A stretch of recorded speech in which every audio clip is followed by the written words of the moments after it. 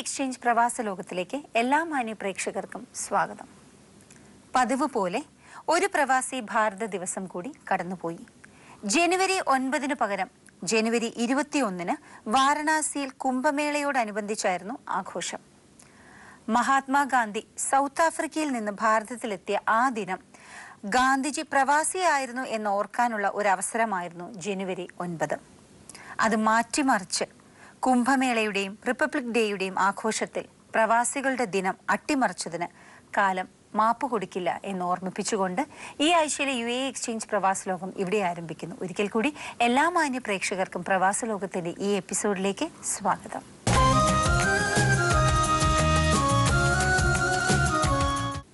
Indian സ്കൂളിലെ Omani ജീവനക്കാർക്കായി മാനവ വിഭവശേഷി മന്ത്രാലയം ശില്പശാല സംഘടിപ്പിച്ചു. ലേബർ സർവീസ് വിഭാഗത്തിന്റെ നേതൃത്വത്തിലായിരുന്നു പരിപാടി. മസ്കറ്റ്, സീബ് മേഖലകളിലെ ഇന്ത്യൻ സ്കൂളുകളിൽ 2 ദിവസങ്ങളിലായി നടന്ന പരിപാടിയിൽ ഒട്ടേറെ ജീവനക്കാർ പങ്കെടുത്തു. തൊഴിൽ മേഖലയിലെ വിവിധ വിഷയങ്ങളെക്കുറിച്ച് ശില്പശാല ചർച്ച ചെയ്തു.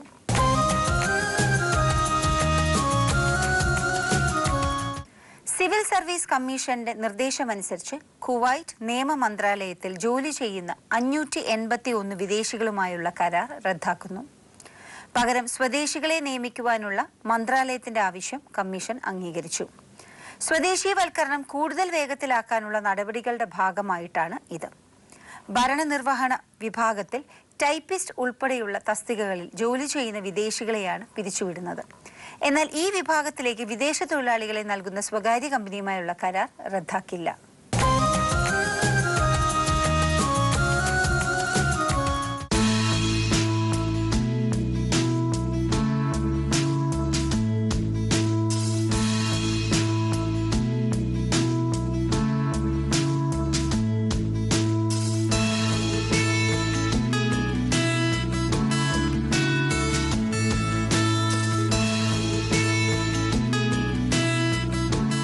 മേരി വിജയുടെ ജീവിതം വളരെ വിചിത്രമാണ്.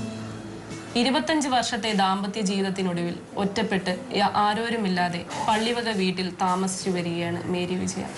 മേരി വിജയുടെ ജീവിതം നമുക്ക് മേരി വിജയോട് തന്നെ ചോദിച്ചു. എത്ര വർഷമായി വിവാഹം കഴിഞ്ഞിട്ട്? 25 വർഷമായി. രോഗം എന്നാണ്? 2015. അതുവരെ അദ്ദേഹം ഒരുമിച്ചാണ് നിങ്ങൾ താമസിച്ചത്? എവിടെയാണ് താമസിക്കുന്നത് രണ്ടുപേരും ഒരുമിച്ച്? എവിടെയാണ്? ഫുജറ. വിദേശത്ത്. എത്ര മക്കളുണ്ട്? 2 മക്കളും. ആണും ഒരാണും ഒരു പെണ്ണും. രോഗവിവരം അറിയുന്നത് വരെ അദ്ദേഹത്തിന് യാതൊരു കുഴപ്പമില്ലായിരുന്നു. നിങ്ങളുടെ ദാമ്പത്യ ജീവിതം നല്ല സന്തോഷത്തിലാണ്. രോഗം ഉണ്ടെങ്കിലും കുഴപ്പമില്ല, പക്ഷെ ദാമ്പത്യ ജീവിതത്തിൽ തന്നെ പോയിക്കൊണ്ടിരുന്നു. രോഗം ഇല്ലാത്തതുകൊണ്ട് അഡ്ജസ്റ്റ് ചെയ്ത് ജീവിച്ചു പോകുന്നു. അവിടെ എങ്ങനെ വിദേശത്ത് ജോലി ചെയ്യുമായിരുന്നു? മേരി വിജയൻ ജോലി ചെയ്യുകയാണ്? ഹൗസ് വൈഫായിരുന്നു. ഓക്കെ.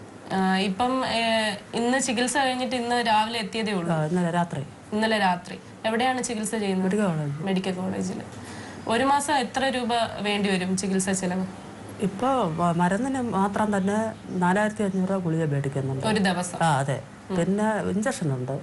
അത് നമ്മള് കാശിനനുസരിച്ച് ഇപ്പം 2 ആണെങ്കിൽ 3000 രൂപ, 4 ആണെങ്കിൽ 8000 രൂപ, അങ്ങനെ നമുക്ക് പൈസ അനുസരിച്ചാണ് അത് മേടിക്കുന്നത്. ഒരു മാസം 4 എടുക്കണം. 1500 രൂപ. അപ്പം അദ്ദേഹത്തിന് അദ്ദേഹം നേരത്തെ തന്നോണ്ടിരുന്നു. ഇപ്പൊ ഇവിടെ ശേഷം ഒരു പ്രാവശ്യം തന്നു 40,000 രൂപ. നിങ്ങൾ ഈ 2015 ഡിവോഴ്സ് ആയത്? ഇല്ല, ഡിവോഴ്സ് ആയിട്ട് 10 മാസമേ ആയുള്ളൂ. 10 മാസമേ ആയുള്ളൂ. ഏപ്രിൽ 4-ാം തീയതി. അന്ന് കോടതി വിധി ഉണ്ടായിരുന്നതാണ്? കോടതിയിൽ വിധിച്ചിട്ടാണ്. അതല്ല, നിങ്ങൾക്ക് ചികിത്സയ്ക്ക് തരണം. അതിനുശേഷം ഈ 10 മാസത്തിനകത്ത് എത്ര നാൾ അദ്ദേഹം ചികിത്സയ്ക്ക് തന്നോണ്ടിരുന്നു? അതെ, രണ്ടാമത്തെ പ്രാവശ്യം 2 പ്രാവശ്യം തന്നു. പിന്നെ ഇപ്പൊ ഒരു കഴിഞ്ഞ മാസം ഒരു 10 രൂപ അയച്ചു തന്നു. അത്ര. മക്കളൊന്നും?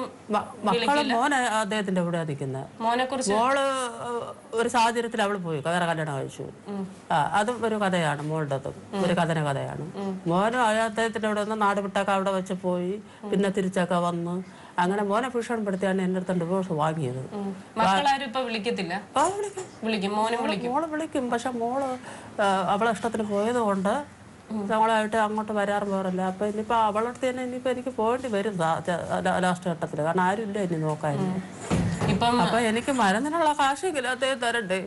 സ്വന്തം വീടില്ലല്ലോ. ഇല്ല, സ്വന്തം വീടില്ല. കൊല്ലത്ത് സ്വന്തമായിട്ട് വീടുണ്ടായിരുന്നു. അപ്പോൾ പെങ്ങൾ പറഞ്ഞു, എൻ്റെ പേർക്ക് ഇരുന്നാലേ അവിടെ വിൽക്കാൻ പറ്റത്തുള്ളൂ, നിങ്ങളിവിടെ വന്നു കഴിഞ്ഞാൽ അപ്പോൾ ഞാൻ വിറ്റ് തരാമെന്ന് പറഞ്ഞ് എന്നെ കൊണ്ട് സഹോദരൻ ഒപ്പിട്ട് മേടിപ്പിച്ച് കൊടുത്ത് റേഷൻ കാർഡൊക്കെ ഉണ്ടെന്ന് എല്ലാം ഉണ്ട്, റേഷൻ കാർഡൊക്കെ ഉണ്ട് അവിടെ. എന്നിട്ട് എന്ത് ചെയ്യുന്നറിയാമോ, ഇതുവരെ അവർ കൈക്കലാക്കി വെച്ചിരിക്കുന്നു. അതിനൊന്നും ഒരു രൂപയും തന്നില്ല, അതിന് രേഖകളുമില്ല. ഞാൻ ഒപ്പിട്ട് കൊടുത്തു കഴിഞ്ഞു.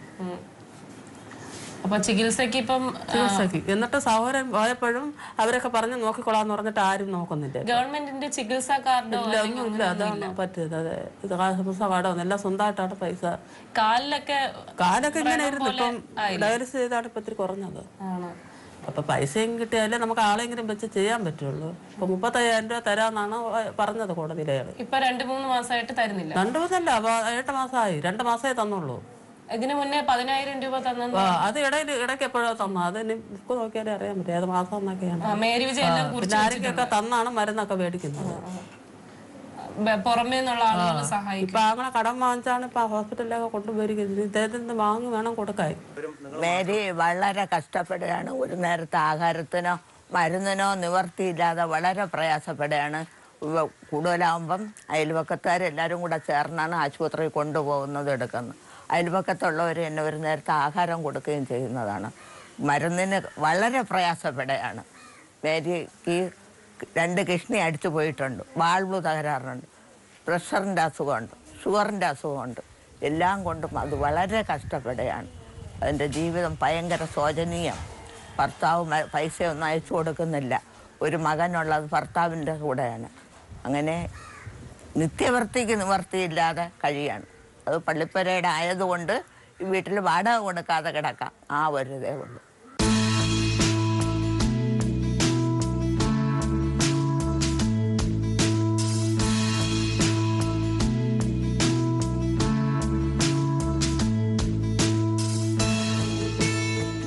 ഞാൻ ആരും ഇല്ലാത്തവര് അനാഥയാണ്. എനിക്ക് എൻ്റെ മരുന്നിനുള്ള കാശ് നിങ്ങൾ അയച്ചു തരാം. ഞാൻ പലതവണ ജീവൻ എടുക്കാൻ നോക്കി, എന്നിട്ട് എൻ്റെ ജീവൻ ദൈവം എടുത്തിട്ടില്ല. അതുകൊണ്ട് എൻ്റെ ചികിത്സയ്ക്കുള്ള കാശ് എങ്ങനെയെങ്കിലും നിങ്ങൾ അയച്ച് എനിക്ക് തരണം. പിന്നെ ദൈവം ഉള്ളത് കൊണ്ടാണ് ഇത്രയും ഞാൻ നീണ്ടു പോകുന്നത്. പക്ഷെ ജീവിച്ചിരിക്കുന്നിടത്തോളം കാലം നിങ്ങളെന്നെ സഹായിച്ചേ പറ്റുള്ളൂ. മരിച്ചു കഴിഞ്ഞാൽ പിന്നെ നിങ്ങളൊന്നും ചെയ്യണ്ടല്ലോ എനിക്ക് വേണ്ടി. ഇതെത്ര എനിക്കുള്ളൂ പറയാനായിട്ട്.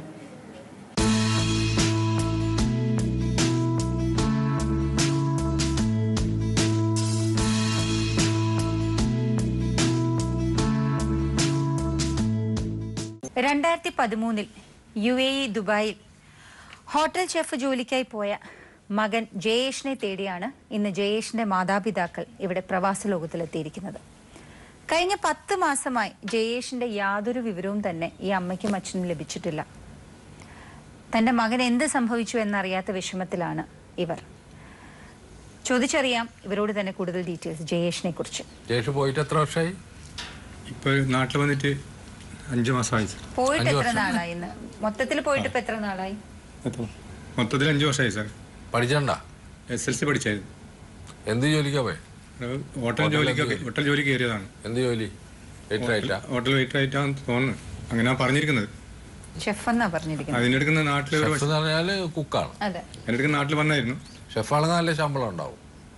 അപ്പം പറഞ്ഞ് 10-35 രൂപ കിട്ടുമായിരുന്നു പറഞ്ഞായിരുന്നു. അപ്പോൾ കുറച്ച് പൈസ അയക്കുമായിരുന്നു നേരത്തൊക്കെ. അപ്പം നാട്ടിൽ വന്നിട്ട് അവൻ പറഞ്ഞ് കല്യാണമൊക്കെ കഴിക്കണമെന്ന് പറഞ്ഞു.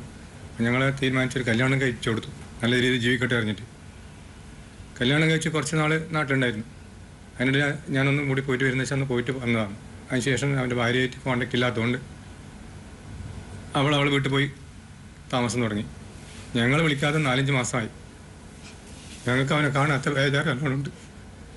ഞാൻ ചോദിക്കുന്നത്, ഈ കല്യാണം കഴിച്ചിട്ട് ഇയാൾ പോയിട്ട് ഭാര്യയായിട്ട് സമ്പർക്കമൊന്നുമില്ല? ഇല്ല, അവർ വിളിക്കുന്നില്ല എന്നാണ് അവൻ്റെ ഭാര്യ പറഞ്ഞത്. അതില്ല. ഇയാൾക്ക് ദൂഷ്യങ്ങളുണ്ടാ? എൻ്റെ അറിവിലേറ്റൊന്നും പറഞ്ഞില്ല സാർ. വെള്ളം അടിക്കൊന്നുമില്ല സാറേ. വെള്ളം അടിക്കില്ല? ഇല്ല, നാട്ടിൽ അങ്ങനെ നല്ല മനുഷ്യനായിരുന്നു. അപ്പൊ അയാൾക്ക് ദൂഷ്യ സ്വഭാവങ്ങളില്ല? നാട്ടിലൊന്നും ഉണ്ടായില്ല സാറേ. പുറത്തുണ്ടോ? പുറത്ത് പോയി അവിടെ എങ്ങനെയാണെന്ന് നമുക്ക് എങ്ങനെ അറിയുന്നത്? ആരായിട്ട് ബന്ധപ്പെടുത്താൻ പറ്റിയിട്ട് അന്വേഷിക്കാൻ പറ്റിയിട്ടും കഴിച്ചില്ല. ചീട്ടുകളി ഉണ്ടോ? ഓ,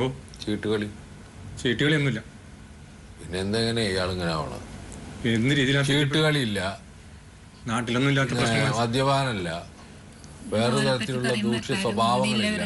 നല്ലതാ പറയുക. ഞാൻ ചോദിക്കുന്നത് അമ്മ പറ ഓനെന്ത് ഇവിടെ അങ്ങാടാ പോയിട്ട് എങ്ങനെ ആയത് എല്ലാവർക്കും അവിടെ പോയതിനു ശേഷമാണ് ഇങ്ങനെ ഒരു മാറ്റം ജയേഷ്. ഇവിടെ എല്ലാവരും മോനെ ഇപ്പോഴും പറയുന്നത്. അമ്മ ഞാൻ ചോദിക്കുന്നതല്ലേ, എന്തെങ്കിലും ദൂഷ്യമില്ലാതെ, എന്തെങ്കിലും ചീത്ത സ്വഭാവങ്ങളില്ലാതെ ഒരു വ്യക്തി കല്യാണം കഴിച്ചിട്ട് പോയിട്ട് ഭാര്യയെ തിരിഞ്ഞു നോക്കാതിരിക്കുക, ഭാര്യയ്ക്ക് ഒരു കോള് പോലും ഇല്ലായിരിക്കും. ഇത് കല്യാണം കഴിഞ്ഞ ഉടനെയാണിത്. കുറച്ച് കാലം കഴിഞ്ഞാലൊക്കെ അഭിപ്രായ വ്യത്യാസമൊക്കെ വരാം. ഇത് ഈ കല്യാണം കഴിഞ്ഞ ഉടനെ ഒരു ഭയങ്കര അടുപ്പൊക്കെ അല്ലേ ഉണ്ടാവുക ഭാര്യ ഭർത്താക്കന്മാർ. നമ്മൾ എല്ലാവരും ഇപ്പോൾ കല്യാണം കഴിച്ചവർക്കൊക്കെ അറിയാലോ. ഇത് കല്യാണം കഴിച്ച ഉടനെ പോയ ഒരാള് ഈ ഭാര്യയെ തിരിഞ്ഞു നോക്കിയിട്ടില്ല.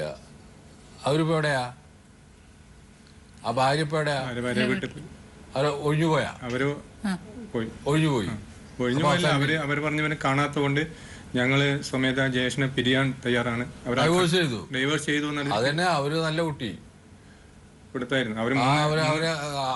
ആരാന്ന് ഈ കാലത്ത് അതൊക്കെ പോയി ഇന്നലെ പെൺമതിരി കണ്ടില്ലേ? അവര് ലെറ്റർ അയച്ച് കൈപ്പറ്റാത്തോണ്ട് തിരിച്ചയച്ചു. ഞാൻ പറഞ്ഞിട്ടെ, ഈ കാലത്തൊന്നും ഈ പറയുന്ന പോലൊന്നും പെൺകുട്ടികൾ നിൽക്കില്ല.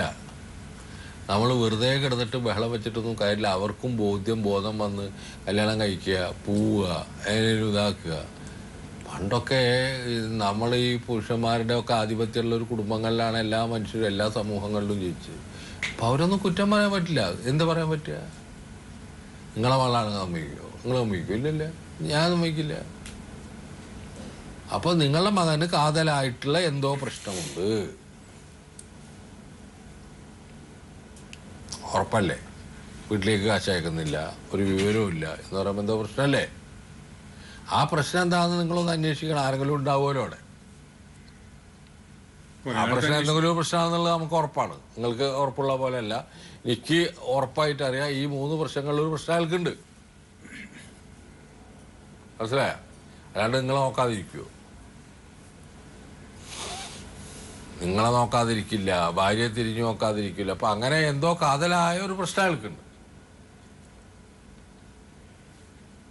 ജയേഷിന്റെ സുഹൃത്തുക്കളോ അങ്ങനെ ആരെങ്കിലും എന്തെങ്കിലും പറഞ്ഞ് നിങ്ങൾക്ക്? അവർക്കറിയാം, അവർ ഒളിച്ചു വയ്ക്കുക. നമ്മളെ മുമ്പിൽ നമുക്കറിയില്ലേ? ഇപ്പൊ 4 മാസമായിട്ട് ഒരു കോണ്ടാക്ട് ഇല്ല അവനായിട്ട്. ഞാൻ പറയട്ടെ, നിങ്ങളിപ്പോ അയാളെ പറ്റിയുള്ള ഗുണഗണങ്ങൾ പറഞ്ഞിട്ട് അയാളെ കൊണ്ടുവരാൻ ശ്രമിക്കുകയാണ്. നല്ലത് തന്നെ. അച്ഛനമ്മക്ക് അങ്ങനെ തന്നെ ശ്രമിക്കുക. അവനവൻ്റെ മക്കൾ നല്ല സ്വഭാവമുള്ളവരും അവരെ ചീത്താക്കുന്നത് വേറെ ആളുകളാണെന്നും എൻ്റെ മകൻ എല്ലാ അമ്മമാരും ഞാൻ പറഞ്ഞു കേട്ടുള്ളതാണ്. എല്ലാ അമ്മമാരുടെ അടുത്ത് മക്കളെ പറ്റിയിട്ട് കുറ്റം പറയാൻ ചെന്നാൽ പറയും, അയ്യോ അവൻ്റെ കുറ്റമല്ല, അവൻ്റെ സ്നേഹിതന്മാരെ കുറ്റമാണ്. അങ്ങനെ പറയാം. അവനല്ലെങ്കിൽ മറ്റേ സ്ത്രീ വടക്കാക്കുന്നതാവാം, പാവ, അല്ലെങ്കിൽ മറ്റേ ഇതുകൾ ഇതാക്കുന്നതാണ്. ഈ പറഞ്ഞ വ്യക്തിക്ക് ഒരു ദോഷം ഉണ്ടാവില്ല. ഏത് അമ്മ എടുത്തോ, ഇപ്പം എൻ്റെ അമ്മ തൊട്ട് ലോകത്തുള്ള എല്ലാ അമ്മമാരും ചെയ്തുള്ളത് തന്നെ. അതിൻ്റെ ഇപ്പം നിങ്ങളും പറയുന്നത് നിങ്ങൾ പറയാത്ത കൊണ്ടാണ്. അത് കാര്യമുള്ള അങ്ങനെ തന്നെ ചെയ്യേണ്ടത്. പക്ഷേ ഇയാൾക്ക് മൗലികമായിട്ടുള്ള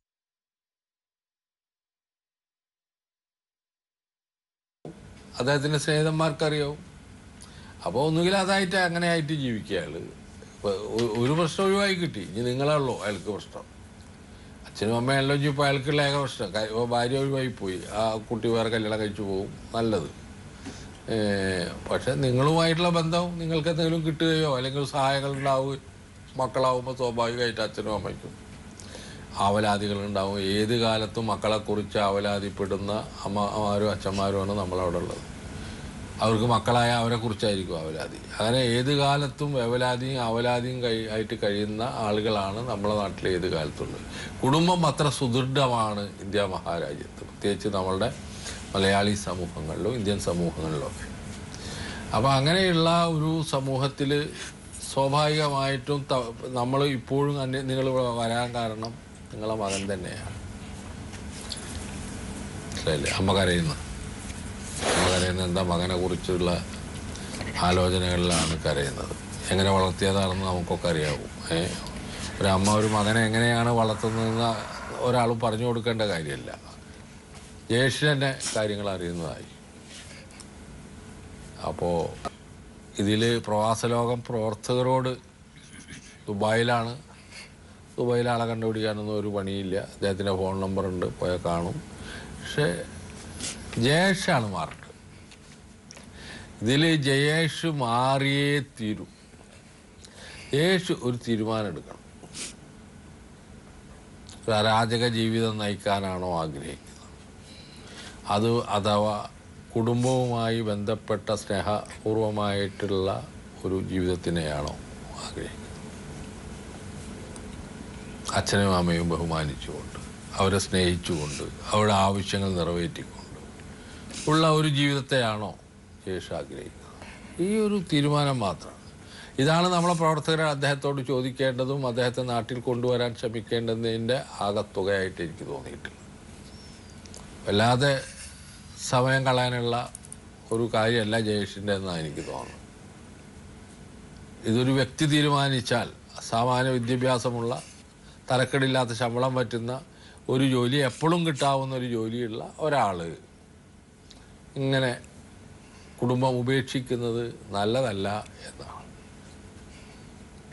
അപ്പോൾ അതുകൊണ്ട് ജയേഷ് വല്ലാണ്ട് ഞങ്ങളെ ബുദ്ധിമുട്ടിക്കാതെ അച്ഛനെ അമ്മയും വിളിച്ച് പ്രശ്നങ്ങൾ പരിഹരിച്ച് കുടുംബവുമായി സ്നേഹത്തിലും സന്തോഷത്തിലും കഴിയുക എന്നുള്ള ഒരു അഭിപ്രായം മാത്രമേ ഉള്ളൂ. ഒന്ന് വിളിക്കുക, ഒന്ന് സംസാരിക്കുക, ഒന്ന് വരിക. അവർക്കൊക്കെ വലിയ സന്തോഷമായിരിക്കില്ലേ? ഇപ്പം എന്താ ടിക്കറ്റിനൊക്കെ ഉള്ള വില. ടിക്കറ്റിന് വിലയില്ലാത്ത സമയത്ത് നോക്കി വന്നാൽ മതിയല്ലോ. ജയേഷ് കഴിയുന്നതും വേഗം കുടുംബവുമായിട്ടുള്ള ബന്ധം പുനഃസ്ഥാപിക്കണം എന്നാണ് നമുക്ക് അഭ്യർത്ഥിക്കാറ്. ഭാര്യ പോയി, അതിനെ പറ്റി അന്വേഷിച്ചിട്ട് കാര്യമില്ല. അതൊരു പ്രോബ്ലം അല്ല എനിക്ക്. അങ്ങനെയുള്ള അതവർ വളരെ ബുദ്ധിപൂർവ്വം ആ സ്ത്രീ പെരുമാറി എന്നാണ് എൻ്റെ അഭിപ്രായം. അച്ഛനും അമ്മയ്ക്ക് അങ്ങനെ പോകാൻ പറ്റില്ല. അച്ഛനും അമ്മയ്ക്കും അങ്ങനെ ഒരു നോട്ടീസ് കൊടുത്തിട്ട് കോടതിയിൽ കൊടുത്തിട്ട് സോവോട്ട ജായിൻ്റെ മകനെ ബന്ധം വിച്ഛേദിക്കുക എന്ന് പറയാൻ പറ്റില്ലല്ലോ. ആ സ്ത്രീക്ക് അത് കഴിയും, കാരണം ഭാര്യയാണ്. It's A contract with you. നിങ്ങളായിട്ട് വിവാഹം എന്ന് പറഞ്ഞൊരു കോൺട്രാക്റ്റാണ് എല്ലാ മതത്തിലും. ആ കോൺട്രാക്റ്റ് മുറിച്ച് അവസാനിപ്പിച്ചു, അതവർ ചെയ്തു. ബുദ്ധിമതി, യാതൊരു സംശയമില്ല. അപ്പോൾ നിങ്ങൾ ഇനിയുള്ള ശിഷ്ടകാലം അച്ഛനും അമ്മയും ഇതാക്കുക, വിളിക്കുക, വരിക, കുടുംബത്തോടൊപ്പം കഴിയുക, ഭാവി ജീവിതത്തെക്കുറിച്ച് ആലോചിക്കുക. ഇതൊക്കെയാണ് ജയേഷിനോട് നമുക്ക് പറയാനുള്ളത്. ജയേഷ് ഇതൊന്നും കാര്യമായി ശ്രദ്ധിക്കില്ല, ഒരു തീരുമാനം ജയേഷിൻ്റെ ഭാഗത്ത് നിന്ന് ഉണ്ടാവില്ല എന്നൊക്കെയാണ് ഞാൻ പ്രതീക്ഷിക്കുന്നത്. ഉണ്ടായാൽ നല്ലത്, അത് പറഞ്ഞില്ല എന്ന് പറയരുതല്ലോ. അപ്പോൾ ഞങ്ങളുടെ പ്രവാസ ലോകം പ്രവർത്തകർ ജയേഷിനെ കാണണം, കണ്ടിട്ട് അയാളുമായിട്ട് ഫോണിലോ നേരിട്ട് സംസാരിക്കുകയോ ഫോണിൽ സംസാരിക്കുകയോ ചെയ്യുക. ആ വിവരങ്ങൾ അച്ഛനും അമ്മയെയോ ഞങ്ങളുടെ പ്രവാസ ലോകത്തിൻ്റെ പ്രൊഡ്യൂസർ റഫീഖ് റൗത്രയോ അറിയിക്കണം എന്ന് അഭ്യർത്ഥിച്ചുകൊണ്ട്, ജയേഷിനോട് ഒരിക്കൽ കൂടി പറഞ്ഞുകൊണ്ട് അച്ഛനെ അമ്മയും വിളിക്കണം എന്നുള്ള ഒരു വിനീതമായ അഭ്യർത്ഥന മുന്നിലേക്ക് എങ്ങനെയെങ്കിലും ജയേഷ് നാട്ടിലേക്ക് എത്തിക്കണം സാർ. വീട്ടിൽ വരണമെന്നാണ് അവരാഗ്രഹം. പറ്റുന്നതിനൊക്കെ വന്ന് പോടൂ. അതല്ലേ നല്ലത്. ശരി. ദുബായിൽ ഉണ്ടെന്ന് വിശ്വസിക്കുന്ന ജയേഷ് അച്ഛനമ്മമാരെ കാണാൻ തിരികെ എത്തുമെന്ന പ്രതീക്ഷയിലാണ് ഞങ്ങൾ. രക്തബന്ധങ്ങളുടെ വില ഇപ്പോഴല്ല, അത് കുറച്ച് നാളുകൾ കഴിയുമ്പോഴേ മനസ്സിലാക്കാൻ സാധിക്കൂ എന്ന ഓർമ്മപ്പെടുത്തലോടെയാണ് ഈ ആഴ്ചയിലെ പ്രവാസ ലോകം ഇവിടെ പൂർണ്ണമാകുന്നത്. അടുത്ത ആഴ്ച നമ്മൾ വീണ്ടും കാണും. അതുവരെ നന്ദി, നമസ്കാരം.